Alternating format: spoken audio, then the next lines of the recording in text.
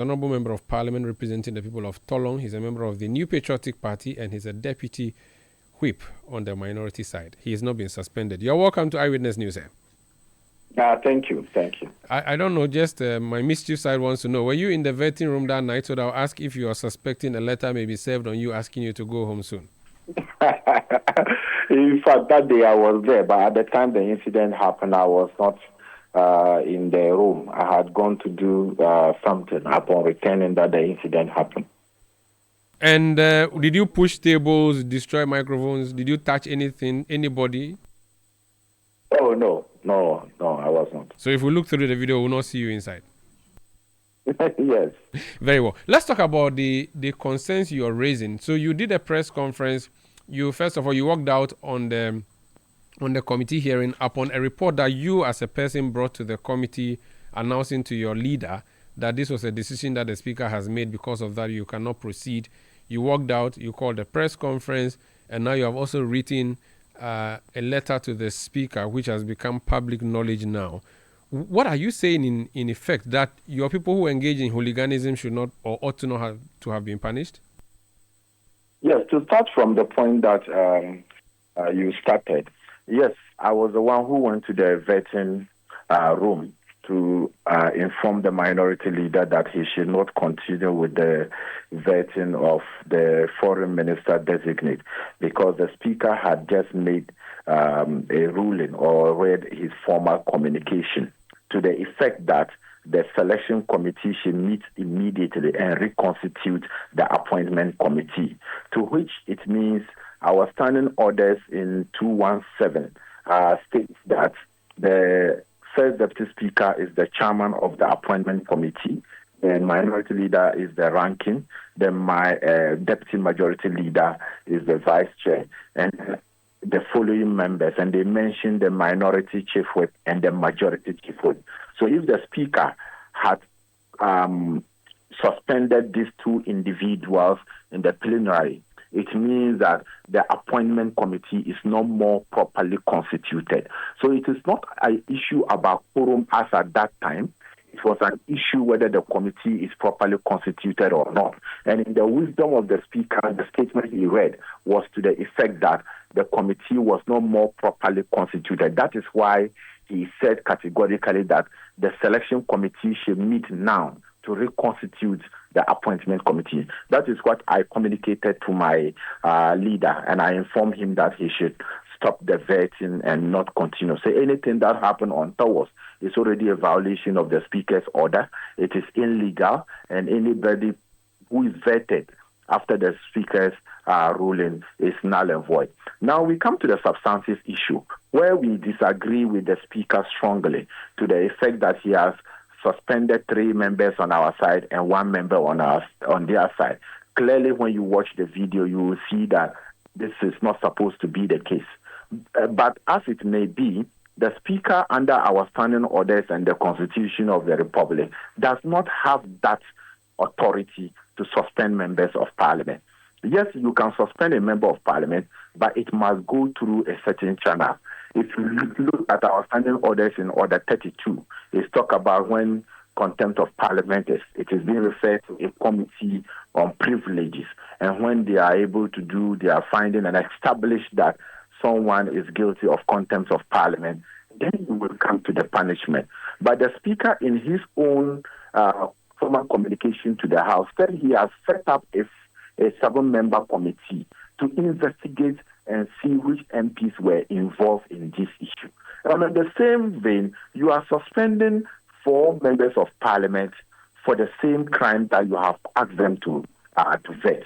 What is the essence of crucifying people without them being heard? It is clear in Article 19.1, the order passing rule, that you must not, it's a law of natural justice, that you must not crucify a man until you have heard the person. You haven't heard them, you haven't done your investigation, you said you have set up a committee, the committee haven't done anything, and you are suspending them. But even if there is contempt established, you cannot even suspend a member up to 2 weeks. If you go to our standing orders in Order 130, 130, it tells you that when somebody is found guilty of contempt of Parliament, if it is the first offense, he can be suspended for 4 days. If it is a second offense, you can suspend the person for 8 days. If it is third offense, you suspend the person for 12 days. So where from these 2 weeks?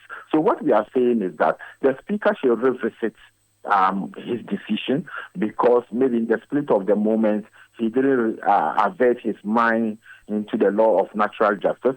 He did not take into consideration that the committee needed to finish its work, and if those members are found guilty, then he can be able to apply the standing orders. We are not saying that we are happy what happened. What happened was rather unfortunate.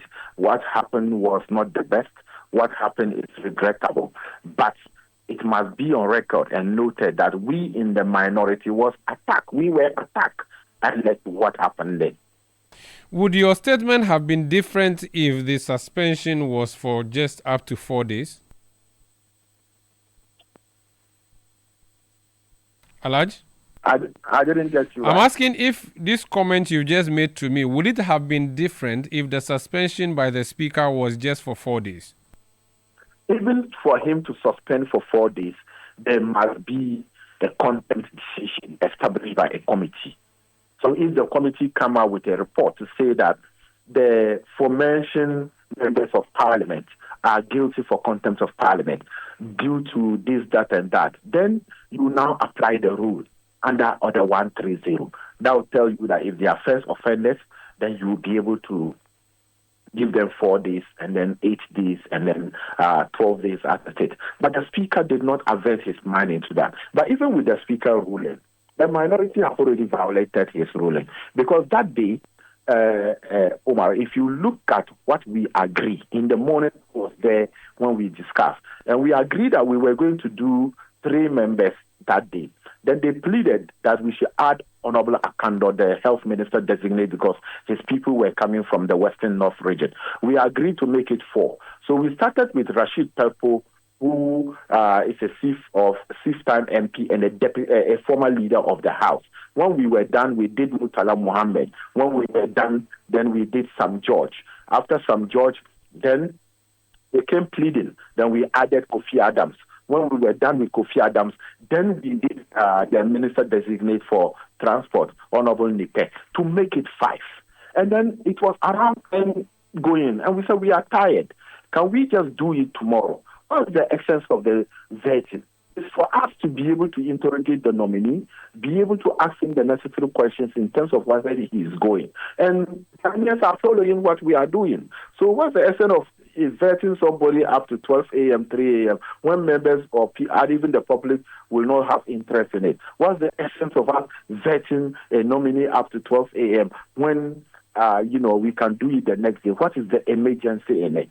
And in the first place, the minority, we have shown good faith.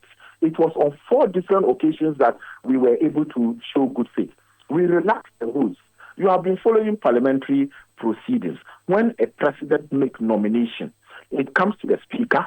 The Speaker read it on the floor of Parliament and refer it to the appointment committee. We waive that. We relax our standing orders. So when the letter just comes, it doesn't come to the floor. It goes straight to the appointment committee. The second part that we have shown good faith was that our committees are not even established. And under Order 217, it states that sector committee heads are supposed to be a co-opted members of the appointment committee to vet ministers on subject matters. If you are vetting Minister for Interior, the committee, the leadership of the Committee of Defense and Interior will join the appointment committee to that. We haven't even set up our committees. We didn't insist on that. We said, okay, no problem. We'll appoint the leaders so that they will join, so that you'll be able to vet your ministers quickly. So it is not that we are being obstructing to what actually is going on, but the fact that the majority think that they can bully us. And that day, if you watch the video, when the chairman of the committee is seated, the minority is seated to his left and the majority is seated to his right.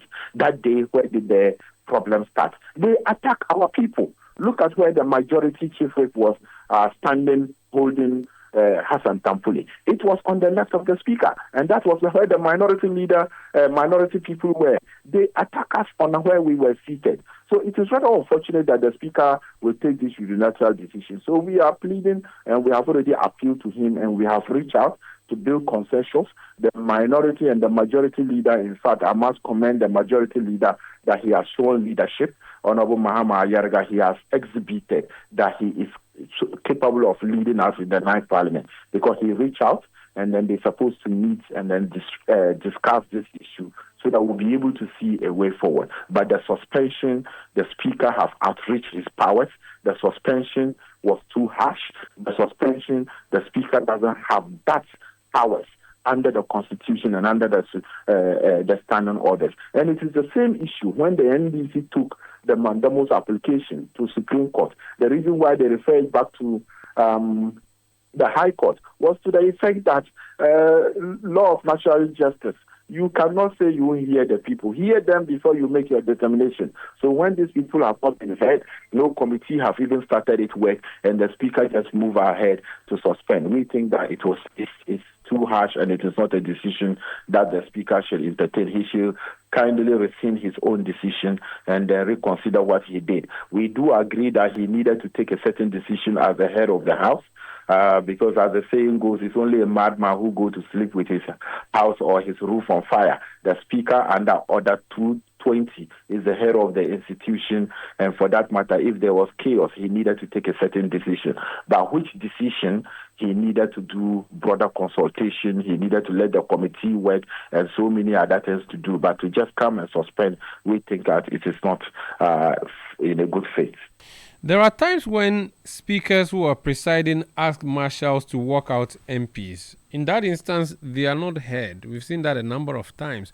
Why do you not have issue with that, and yet you have issue with the Speaker ordering these 4 MPs to be suspended? How different is it from the ones where the Speaker just gives a unilateral order for the marshal to walk them out?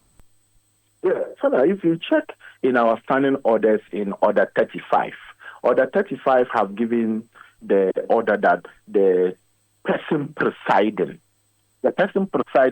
either at the plenary or at the committee level have that authority to be able to let a person walk somebody out of the parliament or the committee meeting. But it only lasts for that day, because the first deputy speaker who was chairing the committee on appointment that day, he has that authority under Order 35 to say that, okay, these people have caused or they are distracting, and for that matter, the remainder of the sitting, I am walking these following people out. And then the marshal could be able to assist to get that done. But this was not the case. The Speaker of Parliament was not the one presiding in this issue, because in Order 35, it said the persons presiding, both at the plenary or at the committee level.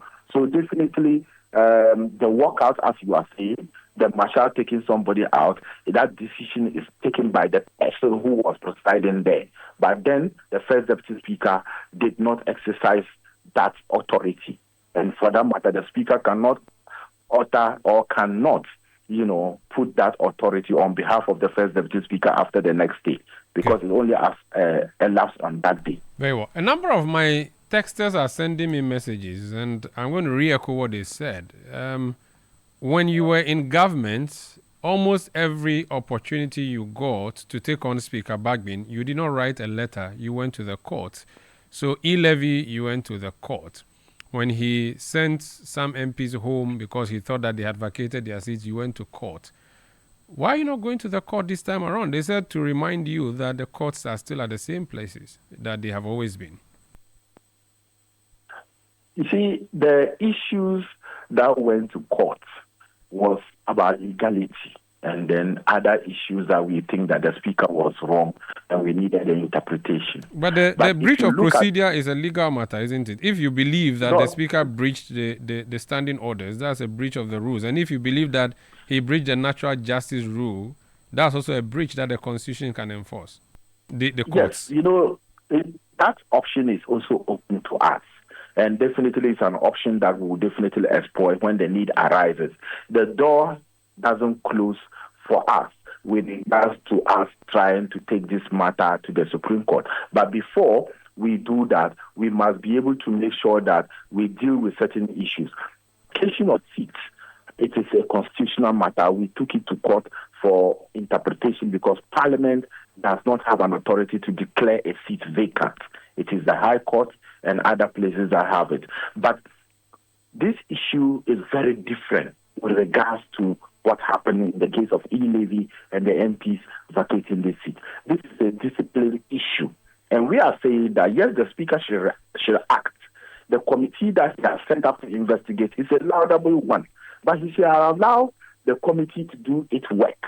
And at the end of the day, when the committee come out with a finding, today you heard my minority leader saying, if they just say that somebody has stolen and then you see the person outside before the judge hear the person, then the judge just shoot the person. That is not how the justice system should be dispensed. The most important thing is that what we are saying is that the Speaker has set up a committee. That is a good one. The Speaker has asked the clerk to report the matter to the police to investigate. That is also a good one. But the Speaker cannot move further to crucify them without even being allowed them to be investigated. Even if it was you, do you think it is right that set up a committee, maybe something is happening in City FM, then you said that, okay, let's set up a 5-member committee to investigate and see, and then at the same time, the committee haven't started, then you have suspended 4 people saying that they have been suspended in relation to the same matter that you said they should go and investigate. What's the essence of the committee? That is what we are saying. Thank you so much for speaking to us. Thank you. That's